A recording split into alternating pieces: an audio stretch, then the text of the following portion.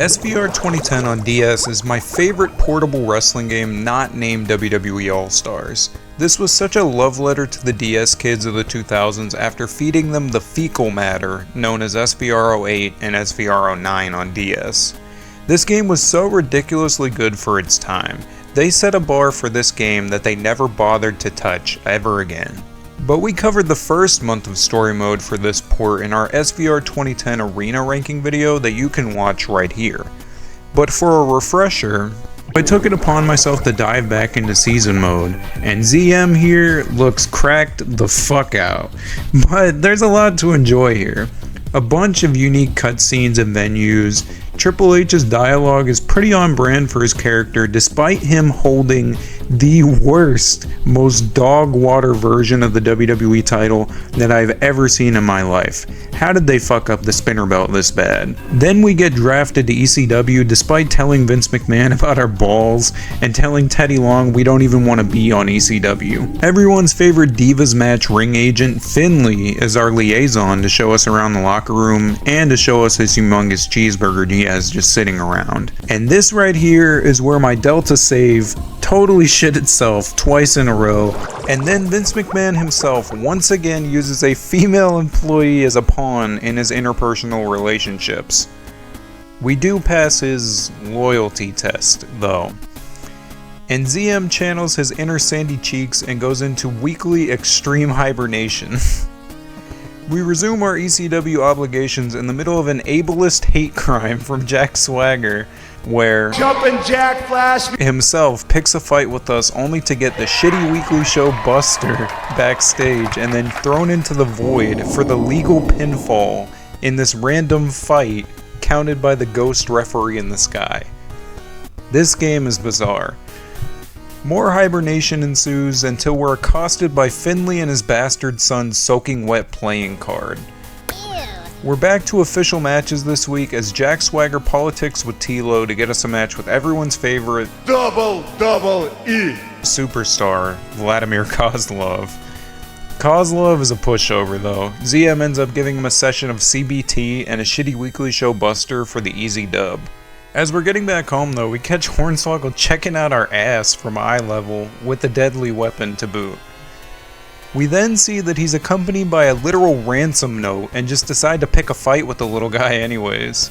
Of course Swagger's plotting all this, and this nonsense is to all build to a seemingly meaningless match between us and Swagger at Backlash. The day of the big showdown is upon us and we nonchalantly just see our most hated rival in the gym before the match and end up working out anyways. Our wrestling uncle Finley stops us in the locker room to ramble on about being Irish and tells us that he doesn't know where ZM is from. And I'll admit, all of this ridiculousness is worth it to see the Backlash crab leg stage back. That is awesome as fuck. I decided to use my extensive knowledge of playing Fight Night Round 3 to jab Jack Swagger into oblivion and then hit him with the Buster. And this asshole no-sells and kicks out at 1. I marked out, I'm not gonna lie, that was awesome. Finley and his bastard son though came through to hit a lick as well after the bell, and honestly, this story mode is really strange in its casting, but it's a fun time so far. Chapter 2 leads off with Eve Torres at the hospital, and we act like the guy who called Roxanne Perez a gummy bear on Twitter. You're cuter than a little gummy bear and your lovely little lotus flower. ZM accompanies Eve to Vicky Guerrero's empty office, and she tells him that he dresses kinda weird, but he's cute. And ZM actually ends up scoring a date with Eve. Anyways, Miz and Morrison guilt trip Jack Swagger into wanting to kick our ass again, and well, he had an ace up his sleeve, because he turned Vince's loyalty test against us, but we beat him pretty soundly. And of course, you'll find that the world is plotting against us in this game again, so Miz and Morrison threaten gang violence on ZM if Eve doesn't call off the date. That's wonderful. Then they call us fat, and I mean, look at our character, they're not wrong. Back to business here as we bump into Jack Swagger in the hospital, and this dude just might as well say we're the head glazer of ECW. Like, what the fuck is wrong with this game? How did they get away with this? The freaks keep coming too, because we run into Miz and Morrison, and Johnny is a fucking creep in this game. But come to find out, Teddy Long was standing here next to me the whole time, so maybe Jack Swagger was right. Well, thanks to Miz not having anything better to do, we're tasked with beating his head in. Something that's not all too hard in this game. We even get an apology and an explanation from Eve, and as much as I wanted to be a dick and just tell Eve to go fuck off, it's not her fault. We let her down gently, and immediately she goes crying to Miz and Morrison though. So maybe she was for the streets after all. What is all this pointless romance doing in a fucking DS game? More hibernation ensues, and those dicks Miz and Morrison are booked against Umaga. ZM is unaware though, and he goes to meet Teddy Long just to get gaslit about an ECW title shot with contradicting answers. I don't know, maybe I need to blow him again like Jack Swagger said. The Umaga match is given to us instead, and we have to relay that to our rivals. If it's not blatantly obvious before the dramatic reveal, they actually plotted against us and told Umaga that we hated him to get the match changed. And I will say, this game does a pretty good job of making me dislike that team. These guys are assholes. They're constantly making everything about this game a pain in the ass for my character. We give Umaga some more of that Fight Night Round 3 action, and we get jumped after the bell by those two losers for our troubles. At least Umaga caught Morrison though. I did think this was pretty great though. Umaga just snapped as he just stands there motionless. I love this game, it's fucking stupid. Well, we're finally here, Judgment Day. Teddy books us against Miz and Morrison in a handicap ECW parking lot brawl. And Johnny is a pussy as usual though, and actually backs out of the match. That got a laugh for me. Shout out the sick ass golf ball Judgment Day stage we randomly see before this match in the parking lot too. ZM ends up beating the shit out of Miz with a tire in front of the outdated ECW One Night Stand posters, and we beat the Miz pretty easily.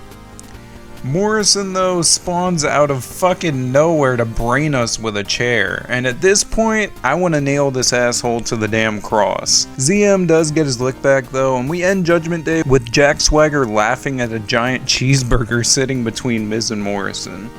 Once again, what the fuck is wrong with this game? We're on to chapter 3 now, as the sexual tension between ZM and Tilo is heating up over discussions of an ECW title shot. Mark Henry and his boy Christian roll up though and bitch about us getting the title shot. This is an odd couple. Then the story mode gets interesting though, as we're thrown into a mini tournament. Mark Henry and Evan Bourne is booked, and the winner there faces ZM for the #1 contendership. Evan Bourne seems to be the only non-temperamental person in the entire game, so of course I decide to totally punk him out every chance I get. Then I end up getting to fulfill my fantasy of mutilating John Morrison for all the shit he's put us through in this past few weeks.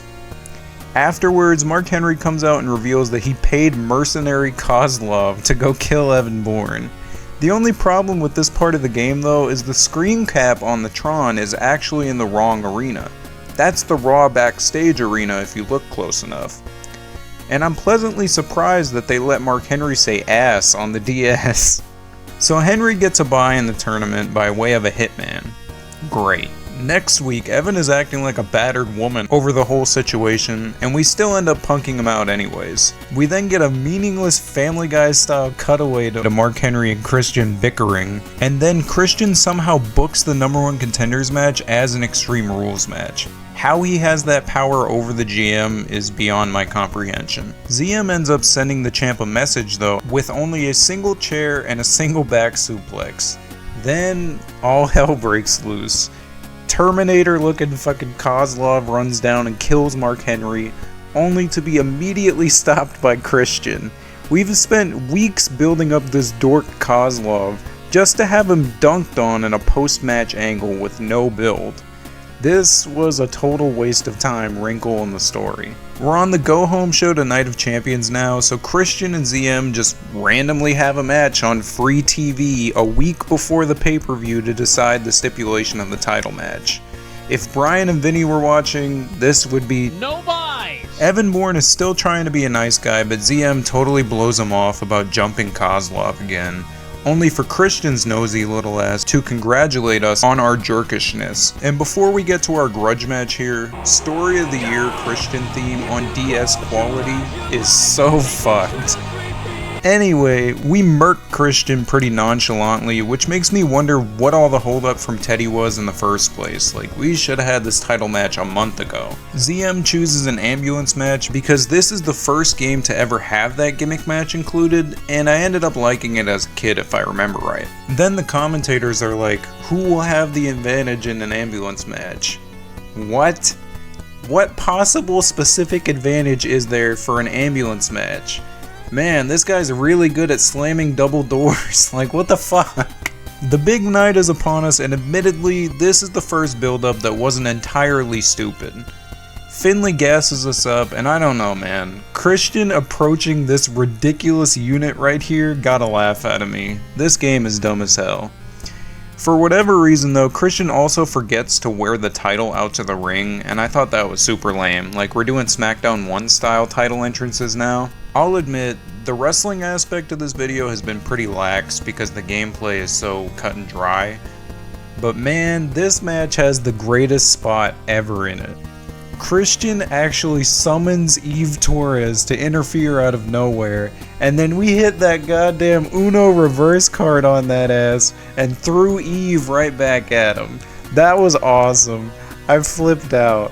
Then we pinch his ass and throw him into the ambulance for the most anticlimactic ECW title match ending ever. And where do we go from here? Only you can say. If there's no interest in the series continuing, it's whatever. I'll have spent an hour of my life playing a game that I like, so I can't complain. But let me know if we should finish the story down in the comments, and take it easy.